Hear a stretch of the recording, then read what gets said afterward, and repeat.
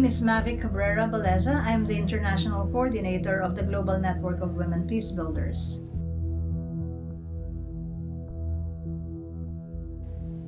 Women bear the brunt of the war, and unfortunately, the responses to war, which is militarism, aggravates that impact on women. A study conducted by International Red Cross several years ago revealed that 80% of the victims of war are women and children. But I would like to emphasize here that yes, women are victims, but they are not passive victims. They are taking action and using their agency to find peaceful solutions and offer them, present them to decision makers so we can realize a world beyond war.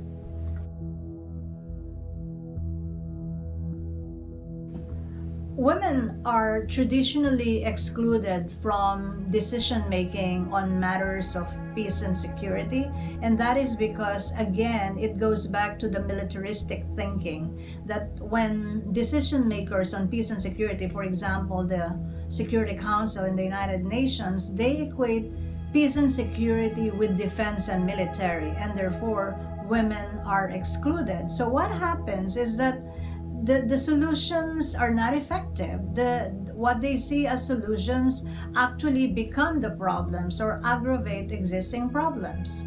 And when you give women the opportunity, coupled with support to enhance their capacity to be at the decision-making table, to be in peace negotiations, the responses would be much more effective and long-lasting. Peace negotiations will be completed, peace agreements will be arrived at, and peace agreements will be implemented. So we really need to think about putting women's rights and gender equality, women's participation at the core of all responses to violent conflicts. We are now at a good place in terms of lobbying for women's participation in decision-making on matters of peace and security, on ending wars, because the Security Council of the United Nations adopted Resolution 1325 on women, peace, and security in 2000, which calls on all member states of the United Nations, all 193 governments, to ensure that women are meaningfully participating in decision-making on matters of peace and security. So what does it exactly mean? They are sitting at the table when peace negotiations are taking place. For example, the peace negotiation between the government of Colombia and the Revolutionary Armed Forces of Colombia, or the peace negotiation between the government of the Philippines and the Moro Islamic Liberation Front. In both peace negotiations, women are some of the peace principal negotiators. Security Council Resolution 1325 on women, peace, and security is a groundbreaking resolution. First, it was drafted by civil society with support from governments and the UN. So there's that very strong ownership. It has three main pillars that I would describe as the 3 P's. The first P is participation. Participation of women in decision-making on matters of peace and security, and participation of women in governance at all levels. The second P is prevention. First, prevention of sexual and gender-based violence, and the second is prevention of violent conflicts themselves, prevention of war. So the second P has 2 strands. And then the third P is protection, which also has 2 strands. The first strand is protection of women and girls from sexual and gender-based violence. The second strand is protection of their rights, because we believe when the rights of women and girls are protected, promoted, and fulfilled, they can protect themselves. They have the power and the agency to protect themselves. So those are the 3 Ps of 1325: participation, prevention, and protection. So it's very broad, and because of that, it can be used in different contexts. Different countries, even countries that are not experiencing conflict directly or war directly, have a responsibility to implement, and they can implement in different ways. The second resolution, which is referred to as the supporting resolution to Resolution 1325, is Resolution 1820. So the difference between the two is that 1325 has a broad mandate, but 1820 has a narrow and focused mandate on the use of rape and sexual violence as a weapon of war. We know that in countries like Bosnia, Democratic Republic of Congo, and more recently even Syria, rape and other forms of sexual violence are used as a weapon of war.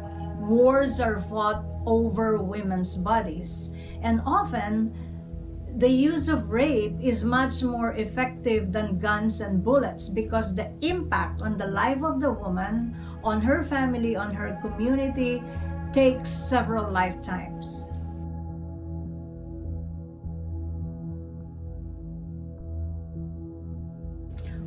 Our mission in the global network of women peace builders is to bridge the gap between the policies and the necessary action on the ground. In other words, walk the talk. Translate the words of the resolutions into necessary and practical actions. How are we doing that?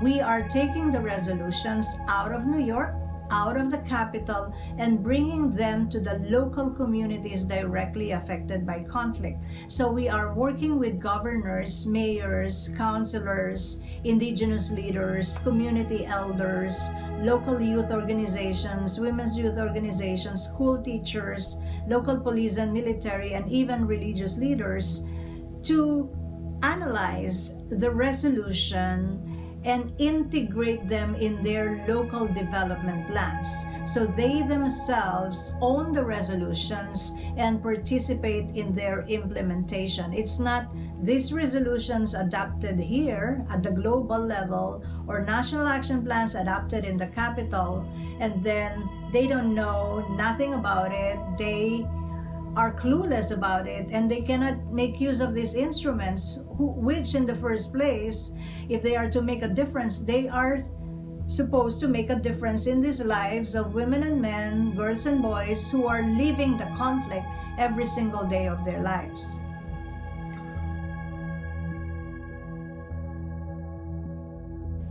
I think we are translating or transforming the framework from a national security framework to a human security framework, where the protection is not of the state or only of the state, but protection of the citizens that make up the state.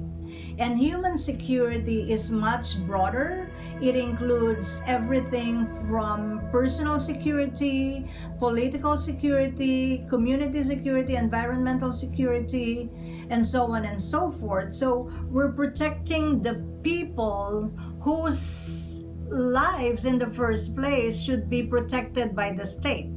So one of the concrete impacts I would like to share is in my country, the Philippines, where we were able to bring women into a traditional peace-building mechanism which excluded them for centuries. And it's called Bodong. It's in the Kalinga province, which is an indigenous community. So the Bodong is now made up of women and men, and already the people in the Kalinga and even the male members of the Bodong Council are saying the responses of the Bodong to community violence, including tribal war, fights over ownership of land or access to irrigation system, is much more effective, and more women are coming to the Bodong Council to report about their cases, report about the violence committed against them, because there are women who they believe would listen with more empathy, would understand where they're coming from, and therefore would be much more effective in giving their sentence, in presenting the solution to the disputes that they face. And in Colombia, if I may cite the example of Colombia, as we know, Afro-Colombians and indigenous women are the most affected by more than 50 years of war. And yet they did not have voices. They were silenced. But for the first time, the peace negotiation in Havana between the government and the FARC brought in women who presented their very profound experiences and analysis of how the war can be ended. For example, the campesinas, the rural women farmers, told or advised the negotiators that we need to be able to own our land.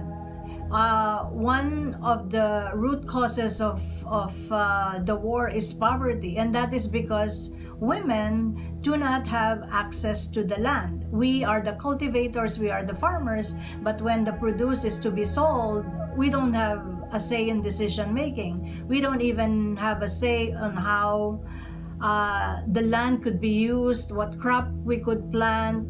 And if you give that power to us to own land and make decisions, our lands will be much more productive, and that is already addressing one of the root causes of war, which is poverty and also, to many extent, exclusion of our voices.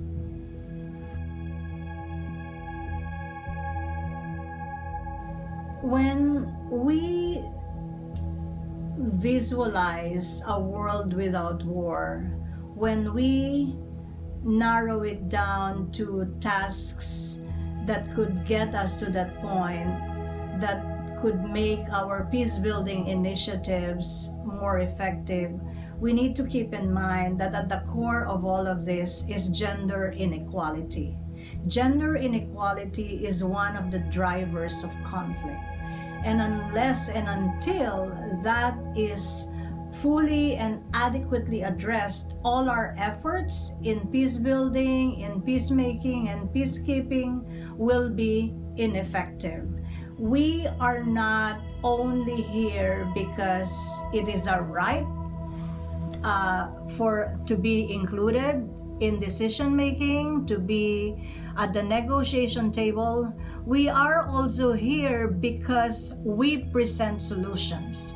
We present effective solutions. So it is imperative that women's voices are included at all levels and in all efforts to finding peaceful solutions to the war, in our effort to be in that world where war is just history, a world beyond war. So reach out to the women's organizations in your community. You don't have to go far, and reach out to us if you want authentic women's voices that are presenting practical and effective solutions.